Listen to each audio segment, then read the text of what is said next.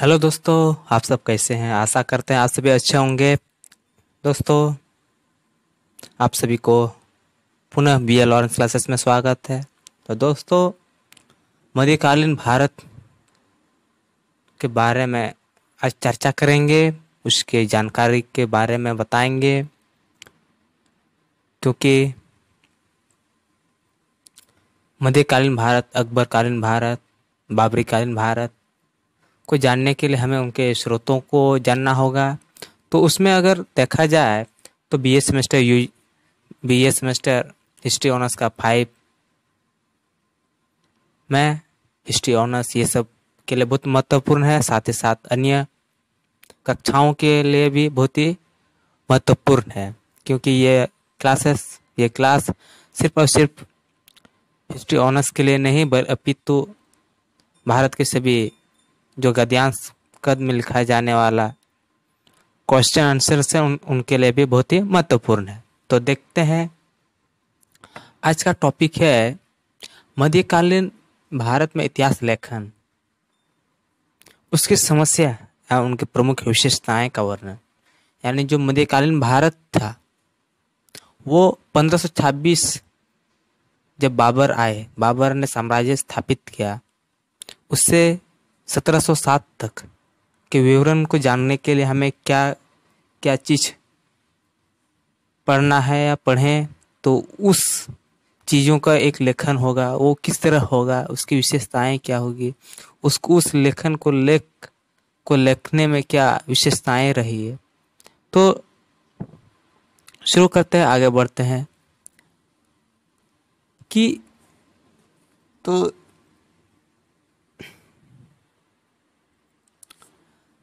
मध्यकालीन भारत में इतिहास लेखन और उसकी समस्याएं, तो इसको अब पॉइंट बाय पॉइंट करेंगे, जिससे लिखने में अच्छा रहेगा और जिससे आपको अंक अधिक प्राप्त होंगे।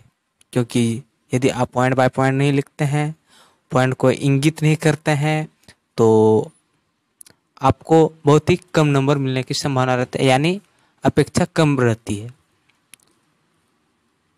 तो उसमें सबसे पहला पॉइंट है इतिहास लेखन, हिस्ट्रियोग्राफी। तो दोस्तों, भारतीय इतिहास लेखन के लिए सर्वप्रमुख सहायक तत्व यह था कि मध्यकाल में समसामयिक इतिहास साहित्य का प्रचुर मात्रा में सृजन हुआ। यानी उस समय के इतिहास लेखन है वो ढेर मात्रा में प्राप्त हुआ या मिलता है, क्योंकि उस समय उन्होंने लिखा है। और आज हम उन सभी की जानकारी को हम विभिन्न पुस्तकें से या कई मात्राओं में पुस्तकें बाजार में उपलब्ध है उस समय की स्थिति को जानने के लिए। फिर 8वीं शताब्दी में सिंध पर अरबों की विजय और कालांतर में भारत पर तुर्क आक्रमण के फलस्वरूप अरबी एवं फारसी इतिहासकार ने मध्यकालीन भारतीय इतिहास लेखन को भी समृद्ध किया। यानी जब 8वीं शताब्दी, तो कई लोग नहीं समझते 8वीं शताब्दी क्या है। अगर बताएं, जो आपका 8वीं शताब्दी है यानी 1700,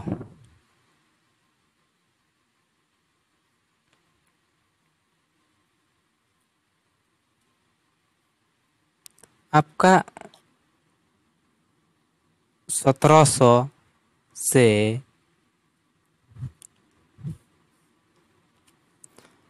बाद का ईस्वी यानी बाद का काल 1700 से 1800 तक के बीच का समय को हम 8वीं शताब्दी कहते हैं। उस समय सिंध सिंध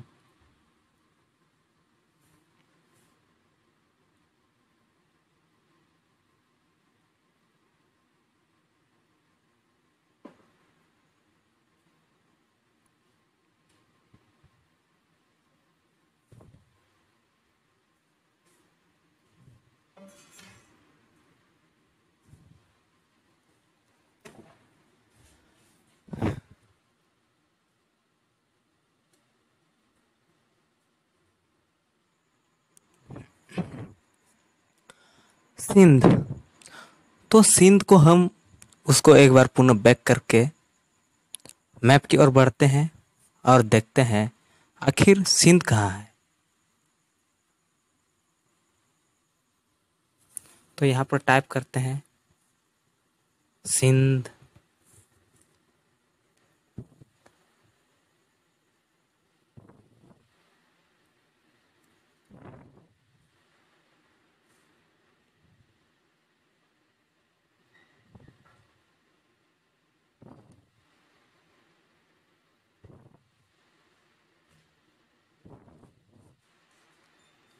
सिंध प्रांत का नक्शा देखते हैं।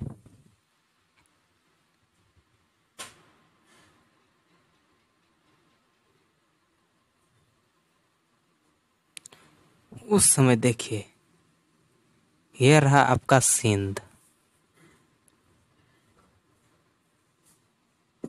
यह रहा आपका सिंध। यानी अगर दिखाया जाए तो ये हमारा भारत का मानचित्र है, मैप है, और इसमें सिंध क्षेत्र है। यानी उस समय जो अरबी और तुर्क थे,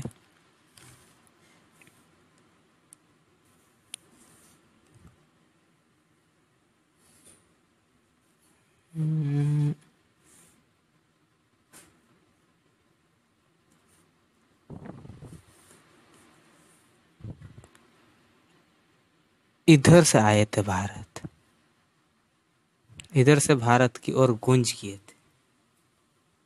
तो यह रहा सिंध क्षेत्र। तो यहाँ पर उन्होंने आए थे। इधर में जब उन्होंने तुर्क आक्रमण सफल रहा, तुर्क का आक्रमण जब सफल रहा तो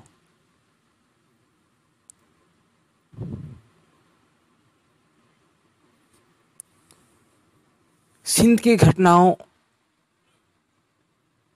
से जानकारी भी इतिहास मिलने लगता है, यानी जानकारी प्राप्त होती है।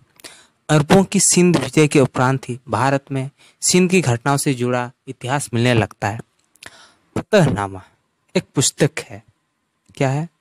फतहनामा एक पुस्तक है जो सिंध का इतिहास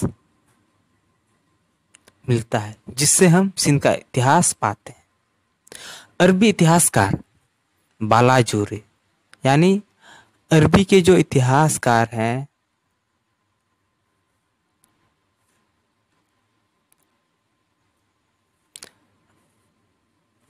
अरब के जो इतिहासकार हैं बालाजुरी, जिसकी मृत्यु 892 या 93 कहा जाता है, इसकी एक रचना है। उसकी रचना क्या है? फतुउल बुदन की रचना है। यानी उन्होंने रचना किया था। उस पुस्तक का नाम है फतुउल बुल्दान। इसमें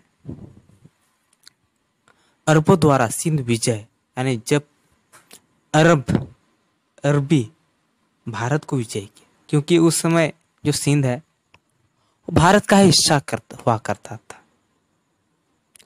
कल परसों 1947 के बाद पाकिस्तान में अब सिंध चला गया है। तो सिंध के विजय का विवरण मिलता है, यानी फतुउल बुल्दान की रचना, उसमें अरबों द्वारा सिंध के विजय का विवरण मिलता है। और उस समय बुद्धिजीवियों, यानी बुद्धिजीवी ने उस समय के विद्वान, उस समय के विद्वान में इतिहास लेखन एक स्वतंत्रता विषय के रूप में स्थापित हो चुका था। जिस तरह आज के समाज में लोग सत्ता के लोभ लालच या सत्ता के प्रभाव से एक स्वतंत्रता लेख नहीं लिख पाते, बल्कि उस समय के बुद्धिजीवियों, उस समय के विद्वानों, इतिहास लेखन एक स्वतंत्रता विषय के रूप में बना था। जिस तरह हम कहते हैं भारत में अभिव्यक्ति की स्वतंत्रता है, और उसी तरह उसी समय जो बुद्धिजीवियों द्वारा इतिहास लिखा जाता है, उस स्वतंत्रता विषय के रूप में लिखा जा रहा था, यानी स्थापित हो चुका था। तो उसके पीछे क्या कारण है? कि इतना ढेर सारा आज हम पढ़ रहे हैं, मिल रहा है। तो उसमें अगर पॉइंट में देखा जाए, एक नंबर में अरब वासियों के वंशावलियों का अन्वेषण। लोग कहते हैं अन्वेषण क्या है? अन्वेषण यानी उसके बारे में खोजबीन, किसी भी चीज के बारे में खोजबीन। उस समय अरब वासियों की वंशावलियों के, यानी किसी सत्ता या किसी भी परिवार या जो उच्च पद के लोग हैं, उसकी कुंडली, उनकी वंशावली को जानना अत्यधिक रुचि का विषय था। और उस समय और इस्लाम धर्म के उदय के साथ ही उनकी इस रुचि ने इतिहास रूपी कला का रूप ले लिया। और साथ ही साथ इस्लाम धर्म यानी मुस्लिम धर्म का उदय के साथ उसकी जो रुचि थी, उसमें भी सिर्फ पसंद करते थे, लेकिन बाद में यही कला है। जिस तरह पहले गाना सुनते थे, उसी तरह आजकल मोबाइल को साथ रखते हैं, क्योंकि कला बन चुकी है।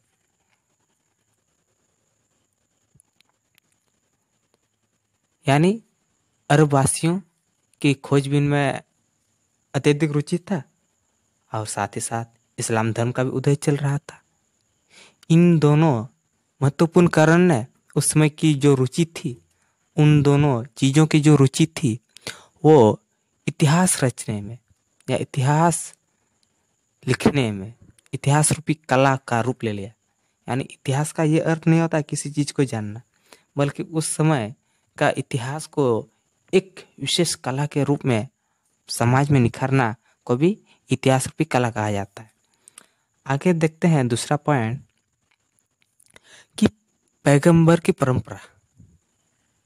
पैगंबर की परंपरा, पैगंबर, लोग कहते हैं पैगंबर कौन होते हैं?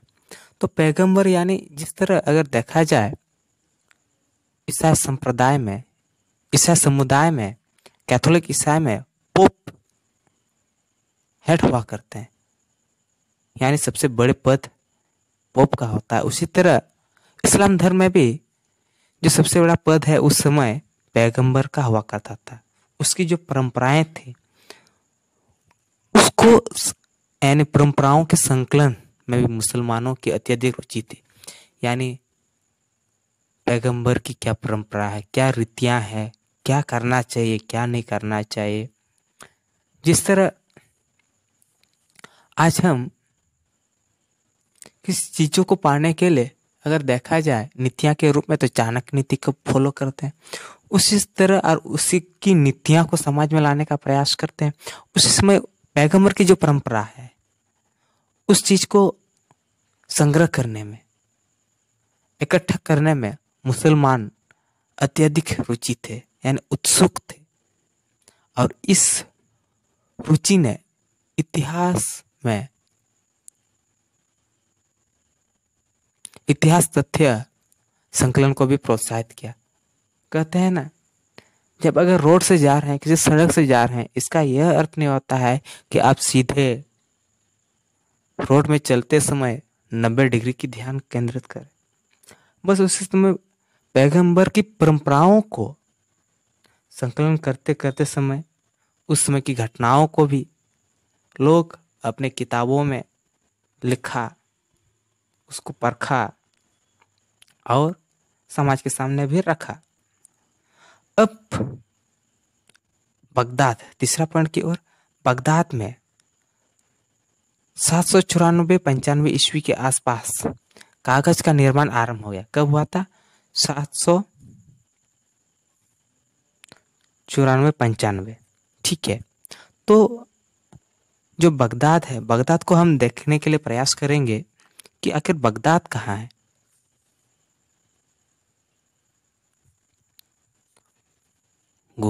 बगदाद आ चुका है।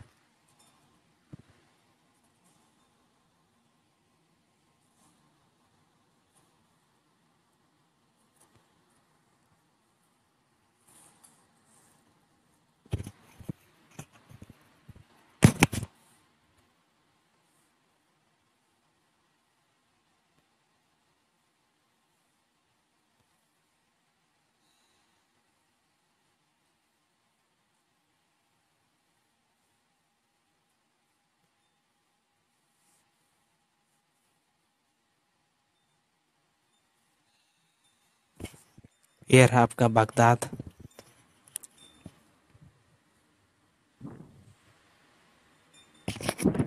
इराक में है।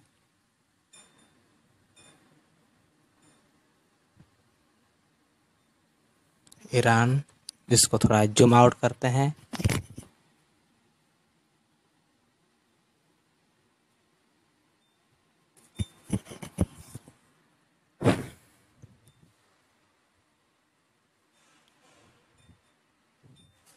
जैसा कि आप सबने देखा था कि जो आपका बगदाद है वह इधर के क्षेत्र में,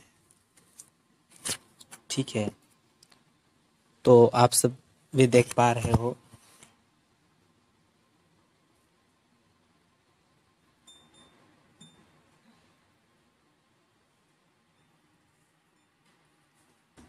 ये आपका बगदाद इधर में था, इधर में। तो देखिए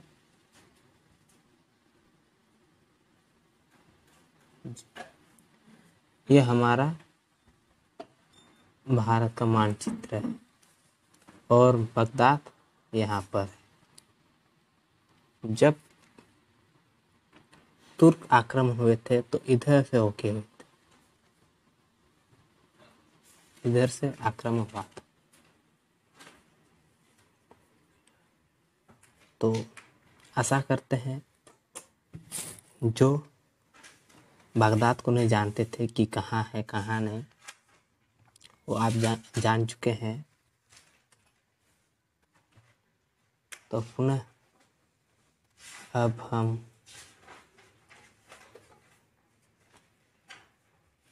आगे बढ़ते हैं। कब हुआ था? 794 ईस्वी के आसपास, यानी एक लगभग समय अंतराल को बताता है और इतिहास लेखन को बहुत ही मदद मिला। फिर खलीफा की संपन्नता से भी, जो खलीफा के संपन्नता यानी उसकी विलासिता, उसकी परिपूर्णता से भी साहित्यिक गतिविधियों, जिसमें इतिहास भी शामिल था, को प्रोत्साहन मिला होगा। यानी किसको मिला होगा? किसको मिला? लेखन को मिला। लेखन को मिला, साहित्यिक लेखन को मिला, प्रोत्साहन मिला। फिर आगे बढ़ते हैं। भारत पर तुर्कों की विजय के साथ ही फारसी इतिहास लेखन की शुरुआत हुई। अर्थात जब उन्होंने विजय प्राप्त किया भारत में, तो बढ़ चढ़कर इतिहास लेखन भी होने लगा। जब मुसलमान भारत आए तो अरबी एवं फारसी इतिहास लेखन की परंपराएं भी साथ लाए। जिस तरह हम कहीं जाते हैं तो अपनी परंपरा को लेते हैं। मान के चलो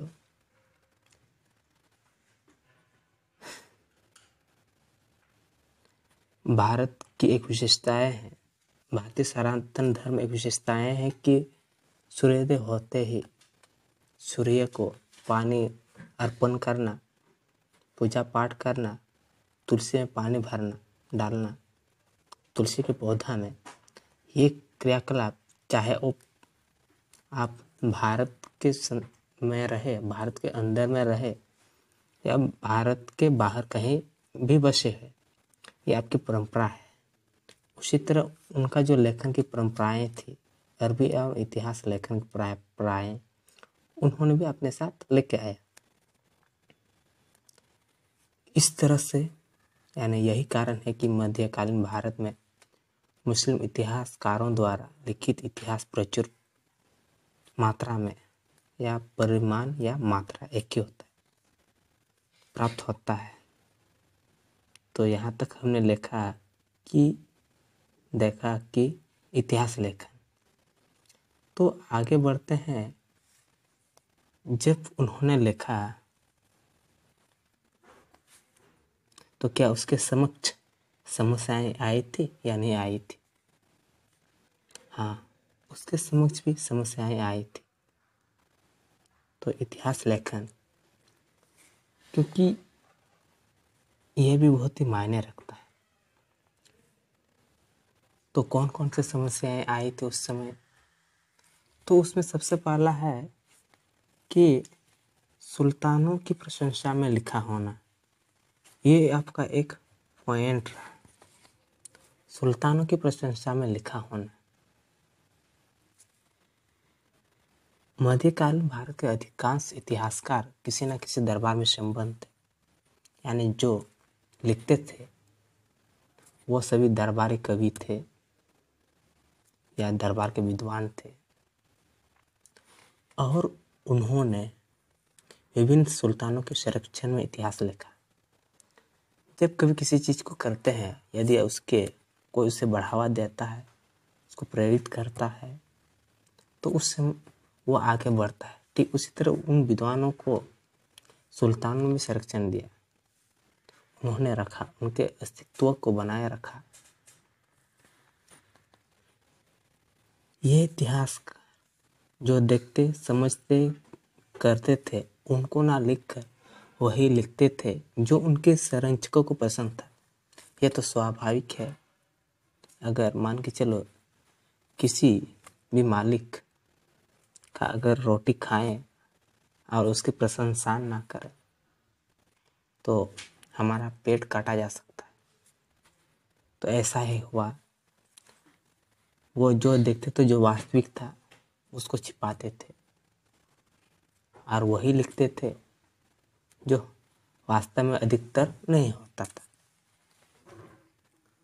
मुगल काल में अबुल फजल अकबर के 9 रत्नों में से एक था तथा उन पर अकबर की विशेष कृपा भी थी। अगर देखा जाए कि मुगल काल में अकबर के शासक के समय में अबुल फजल की एक ऐसी रचनाएं हैं जो एक प्रशस्ति पत्र के रूप में है, क्योंकि वो सदैव सम्राट के समक्ष रहते थे और उनकी बुराई आखिर कैसे कर सकते थे, क्योंकि अबुल फजल मित्रता के साथ साथ वो इसको अकबर को सुझाव भी देते थे और प्रशासनिक कार्य में अहम भूमिका निभाते थे। जिस तरह अबुल फजल ने अकबरनामा में अकबर की प्रशंसा की है, उसके विपरीत यानी अबुल फजल के विपरीत मुल अब्दुल कादिर बंदायनी। तो दोस्तों जो बंदायनी है इतना ही याद रखिएगा, यही का बहुत हद तक काम करता है, क्योंकि उतना बड़ा नाम याद रखना थोड़ा मुश्किल भी है। ने अपनी कृति मुंत ख्वाब, कहीं कहीं मुंत ख्वाब यानी कुछ भी मिलता है, लेकिन उसका एक है तबारिक। यही जो तबारिक है यही इसको अलग करता है। अकबर के हर उस कृत्य की आलोचना की है, अर्थात वो अकबर के प्रशंसा को बहुत ही कम तथा अकबर की आलोचना ज़्यादा क्या है, जिससे गैर मुसलमान की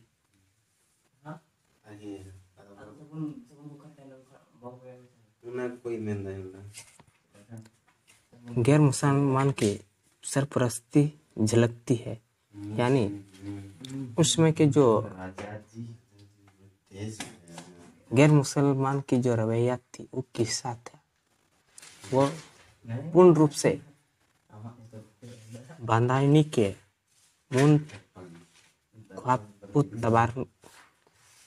तबारिक में देखने को मिलता है। और उन्होंने परंतु यह तबारिक बंदायनी ने चुपचाप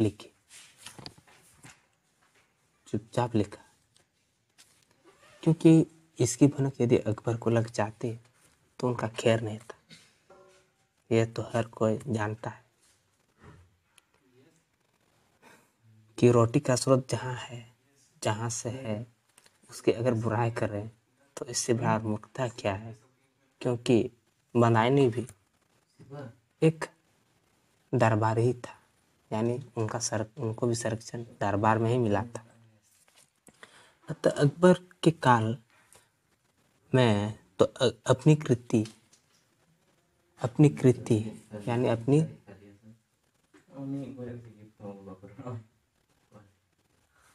अपनी रचना प्रकाश में नहीं आया, यानी छिपा छिपा के रखा, गुप्त से रखा, और छिपा कर रखने में भी सफल रहे। परंतु जब जहांगीर का समय आया तो कहते हैं ना कि जितना भी ये में रखिए, पाताल लोक, स्वर्ग लोक, भूलोक, समय के हिसाब से सब उजागर हो जाता। उसी तरह जो बंदायनी का कृति है तबारेक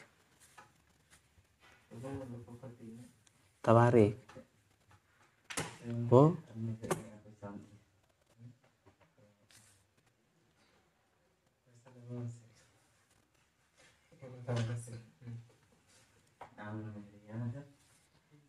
जहांगीर की समय में आ ही गया। इस प्रकार दरबार इतिहासकार वही लिखते थे जो उनके सुल्तानों को पसंद हो।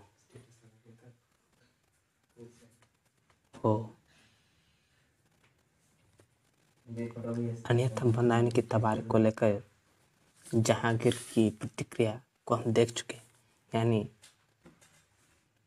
जो बंदायनी की तबारक है उसके प्रतिक्रिया में जहांगीर ने क्या किया क्या ना किया, यह सामने आ ही चुका है। अब दूसरा पॉइंट, इतिहास लेखन का उच्च वर्ग तक सीमित होना। जो उस समय इतिहास लिखा जाता था वो अधिकतर उच्च वर्ग तक ही सीमित रहा, क्योंकि मध्यकालीन भारत इतिहास लेखन में एक अन्य समस्या बना है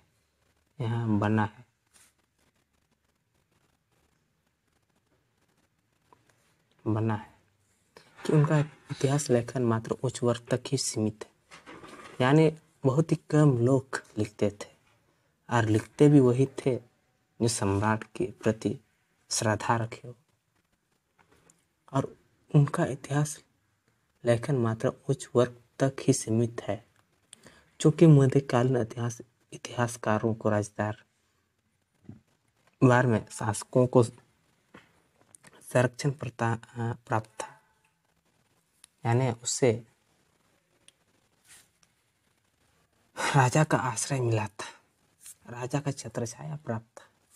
अतः उन्होंने अपने इतिहास लेखन में शासक एवं उच्च वर्ग को ही महत्व दिया।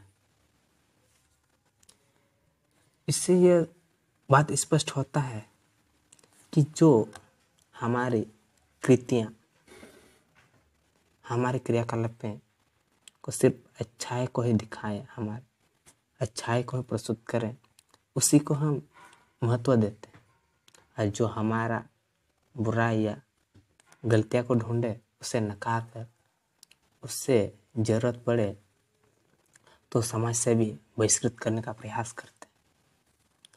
और इतिहासकार भी जो अच्छी अच्छी बातें थे शासक का, उन्हीं को ही लिखने का प्रयास किया और लिखा भी। आगे बढ़ते हैं। सामान्य लोगों के जीवन और उनकी दशा की अपनी लेखन में अपेक्षा की, यानी सामान्य लोगों में चल क्या रहा है इससे कोई लेना देना। इस तरह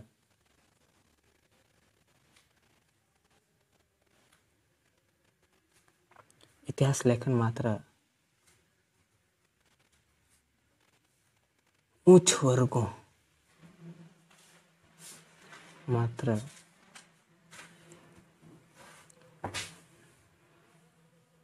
उच्च वर्गों का इतिहास बनकर रह गया। ठीक है, अभी देखते हैं कि निष्पक्ष का अभाव। अगला पॉइंट है निष्पक्ष, यानी पक्षपात करना।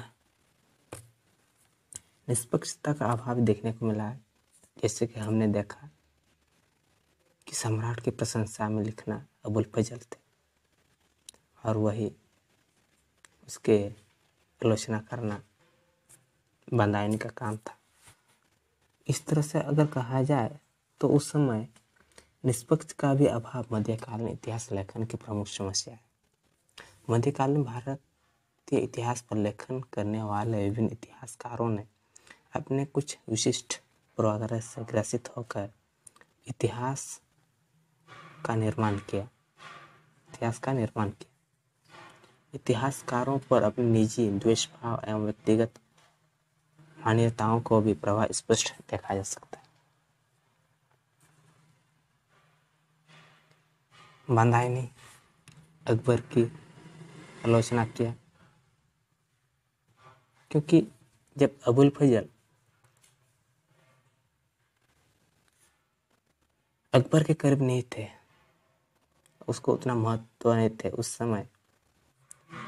अकबर से पूर्व बंदायनी मुगल कालीन के चहेता भी थे, लेकिन अकबर के आते ही उन्होंने अबुल फजल को महत्व दिया, जिससे गुस्सा अपने द्वेष भाव को प्रदर्शित करते हुए उन्होंने मुंतखब उत तबारे को लिखा और उन्हें हर तरह से हर संभव प्रयास किया कि उसमें हर प्रकार की अकबर के बुराइयों को सामने रखने का प्रयास किया। अबुल फजल अकबरनामा में अकबर को महानायक के रूप में प्रतिष्ठापित करने का प्रयास किया और प्रशंसा रूपी पूर्वाग्रह हावी था। यानी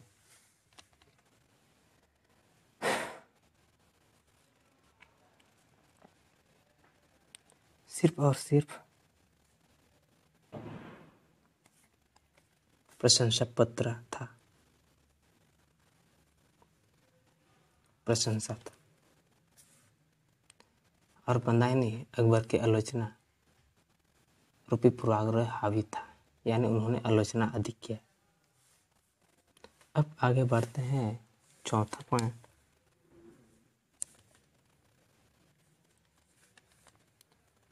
धार्मिक विचार से प्रभावित। यानी पॉइंट से समझ में आता है कि वो सिर्फ और सिर्फ मुस्लिम धर्म को बढ़ावा दे रहे थे। मध्यकालीन भारत इतिहास लेखन की एक प्रमुख समस्या इतिहास लेखन का धार्मिक विचार से प्रभावित होना है। साहित्यिक स्रोतों का निर्माण करने वाले लेखक जिससे संबंधित रखते थे उसी के अनुसार सारे अपने विचारों को व्याख्या करते थे, जिसके परिणाम स्वरूप इतिहास लेखन में सांप्रदायिकता का पुट रहता है। जो लिखे इतिहासकार और संभवतः अधिक मात्रा में मुस्लिम थे, इसलिए मुस्लिम को ही सर्वमान्य कहा है। जैसे कि बाबर अपने पुस्तक बाबरनामा में भारतीय खनिज संपदाओं की विशेषताओं का सराहनीय किया है, लेकिन भारतीयों को एक तुच्छ समझा है और अपने प्रदेश के लोग, अपने जो क्षेत्र है, उन्हें श्रेष्ठतम कहा है। और यही विचार भी धार्मिक सांप्रदायिकता में आया था। अब आगे बढ़ते हैं, नेक्स्ट पॉइंट, कि मध्यकालीन भारत इतिहास लेखन में क्या विशेषताएं थी। तो उसकी विशेषताएं को भी हम एक एक करके पॉइंट बाय पॉइंट देखेंगे। तो पहला है, प्राचीन भारतीय इतिहास लेखन की तुलना मध्यकालीन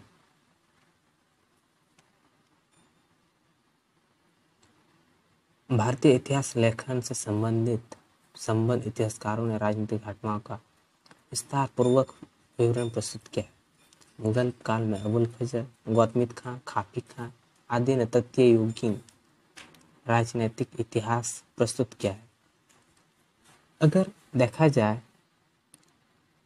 अबुल फजल, गौतमित खां और खातिक खां, ये तीनों का जो लेख है वो प्रशस्ति पत्र है। और जिस किसी चीज़ पर प्रशस्ति पत्र हो भी सम्राट का, वो स्वाभाविक है कि वो प्रचलित होगा, लोगों तक भी जानकारी मिलेगा या लोगों के समक्ष रखने में कोई दुविधा नहीं रहेगी।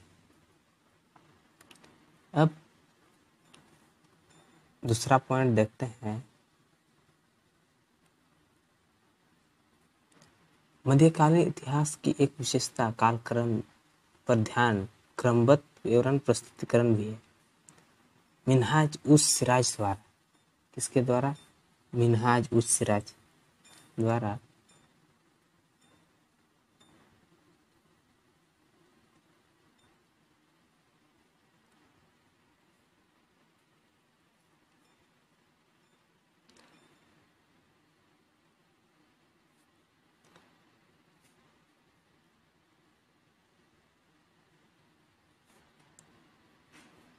दिल्ली सल्तनत कालक्रमिक एवं क्रमबद्ध विवरण प्रस्तुत किया है। यानी जो सिराज का पुस्तक है, सिराज ने अपने पुस्तक में उसको क्रमबद्ध लिखने का प्रयास किया, वो ना छूटे। अब तीसरा है मध्यकालीन इतिहास लेखन की विशेषता है कि केंद्रीय इतिहास के साथ साथ प्रांतीय इतिहास लिखने की प्रथा भी आरंभ हुआ था।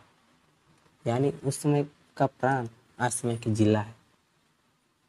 यानी जब केंद्र में जहाँ सरकार हो यानी सम्राट हो, वहाँ तो इतिहास लेखन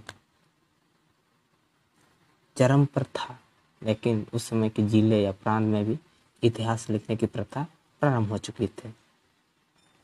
मुगल काल के दौरान इतिहास को धार्मिक प्रभाव के स्वतंत्र रखने के लिए काफी प्रयत्न किए। इतिहासकार, यहाँ थोड़ा मिस्टेक हो गया है,